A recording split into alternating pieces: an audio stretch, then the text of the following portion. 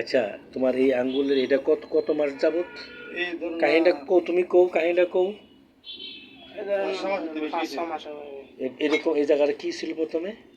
এটা আগে মানে আগে খেয়েছিলাম তো, হুম তা আমি তখন শিওরলি ভাবে বলতে পারিনি তখন। আর হুম ইয়ে হয় না, ব্যথা অনুভব হয় না। তারপর হুম মাসখানেক বাদে ব্যথা আস্তে আস্তে অনুভব হচ্ছে। ব্যথা হচ্ছে না, জ্বলা জ্বলা করতেছে, মানে জ্বালা হুম। পোড়া হচ্ছে। এই জায়গাটা, এই আঙ্গুলের এই হ্যাঁ, শুধু জায়গাটা, এই আঙ্গুলটা আর এটা ফুলেও গেছে জায়গাটা? ফুলে গেছে। আচ্ছা, তারপরে কিনা এরপর বলো। আর কিছু না, মানে এই ইয়া হুম। পুরা শরীর এটা পুরা আগে হয়ে যায় ডাইরেক্ট। ডাইরেক্ট এখানে ব্যথার কারণে সবটা একেবারে, হ্যাঁ সবটা ব্যথা হয়? হ্যাঁ, মানে সব ব্যথা, মানে এটাও জানো অবশ্যই যায় ডাইরেক্ট। হাতেটা লড়াছাড়া দিয়ে হয়ে যায় ডাইরেক্ট। শিন শিন শিন করে ব্যথাটা করে? ব্যথা জলে জ্বলা জ্বলা জলে? জ্বলা। জলাটা এখান থেকে শুরু হয়? আচ্ছা, কয় মাস ধরে এই এই দুর্গতি, কয় মাস ধরে এই যে এটা একটা গুল চ্যাপটা হয়ে ফুলছে কয় মাস ধরে? এটা বেশি দিন হয় নাই, 3-4 মাস হবে ধরো।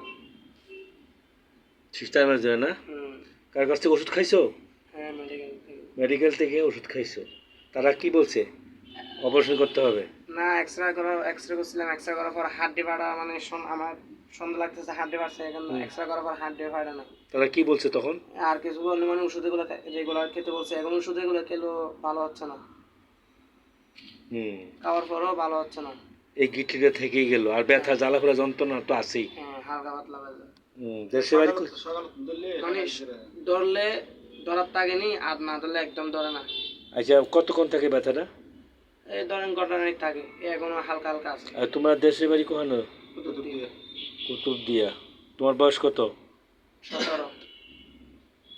গুড, ঠিক আছে, ভালো থাকো, আল্লাহ আল্লাহ।